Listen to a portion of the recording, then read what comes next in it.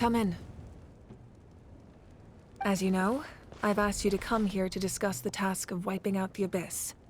Oh, but first, any progress on the ancient name?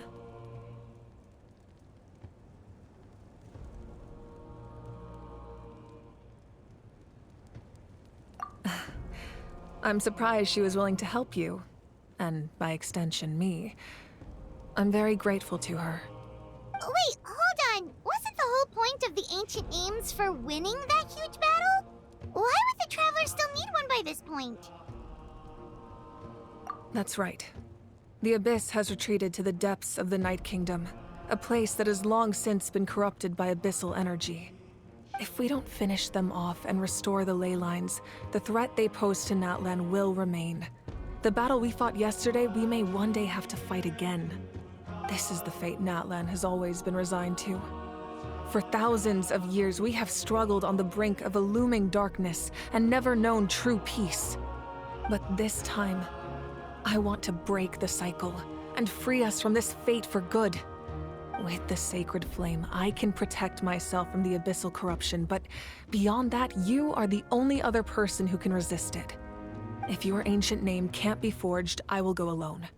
But if it can, I'd really love your help. Not completely. After all, the Night Kingdom is still plagued by abyssal corruption. But when I used the power of the Divine Throne, it dispelled a lot of that corruption. Plus, your ancient name is a special case, so the Lord of the Night will take special care of you. In short, the Ode of Resurrection still has a number of limitations, but I can promise that it will work reliably on you. Whoa. Are we forgetting something here? What about Paimon? What's her place in all this? What? You mean we'll be separated? The Abyss is extremely devious.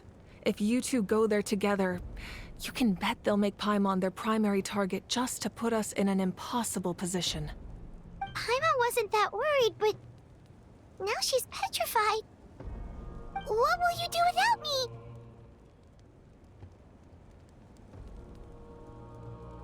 Okay, well, Paimon needs to think about this because you're really asking a lot of her, but we'll give Paimon some time and she'll do her best to rise to the challenge. I greatly appreciate it. Everyone in Natlan knows how important this final battle is. You will be remembered and revered long into the future, until the end of time. If you have any other questions, please ask away.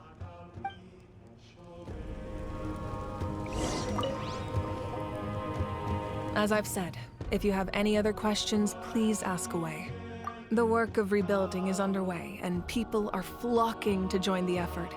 With everyone rallying together, I'm sure it won't be long before there's no trace left of the damage done by this war. The healing process, on the other hand, that's a bigger obstacle to overcome. Many are grieving, and there's simply no replacing the ones we lost. As the sun rises once more and we rediscover the ability to believe in the future, we must never forget their sacrifice. As I've said, if you have any other questions, please ask away. False sky. I have heard this expression before, but I think this was the first proof of its existence. I think there's a lot of investigating to be done to understand what the fragments behind the sky are and why they were hidden in the first place. However, from what the Adventurers Guild tells me, neither the split sky phenomenon nor the fragments have ever been observed in any other nation. My guess is that the Heavenly Principles wants them kept a secret. I just hope they don't cause me any trouble over it. Oh, you should be fine. We did something much crazier back in Fontaine and we're still here. Well, that's good to know. Anyway, the line I'm going with for the masses is astronomical anomaly. And I don't expect much of a backlash. Meanwhile, we can look into it at our own pace. As I've said, if you have any other questions, please ask away. That wasn't their souls we saw, but a snapshot of them in time. All the work of the ancient name engravers 500 years ago, who made some special modifications to their names. Their souls returned to the Night Kingdom long ago, and will have been reborn in Natlan since, albeit in a different form. For all we know, they may have already lived many new lives by now. And so, even though we will never meet again, they will always be by our side in one way or another. I think that gives another layer of meaning to the phrase "no one fights alone." As I've said, if you have any other questions, please ask away. We have a temporary alliance, but I can tell that saving Natlan is not his only goal. Yeah, Paimon still doesn't get why saving Natlan would be so important to him in the first place. Unless he's just a good guy who wants to avoid another Conria.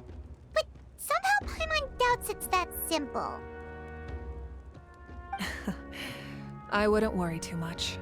Based on all the interactions we've had with him and knowing more about his background, I have a lot of respect for him. I don't think he has any ill intentions. Now, we should focus on the final battle. As I've said, if you have any other questions, please ask.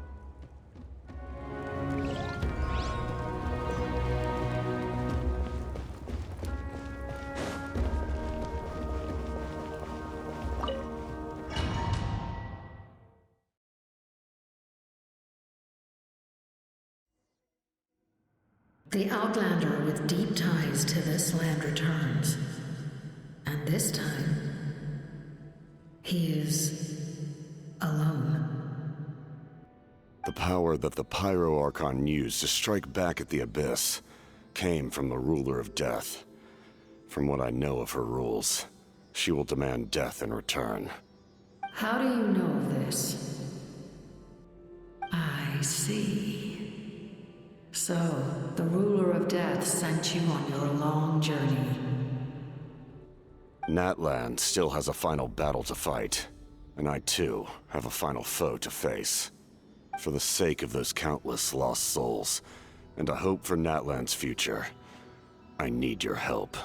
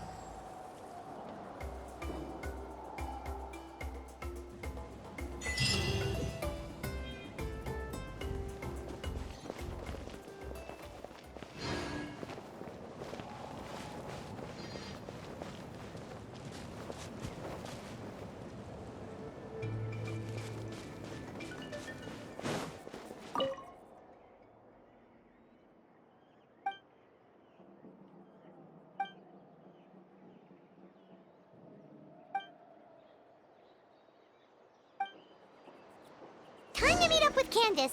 Hopefully Dory got the intel we asked for. Let's head over and check.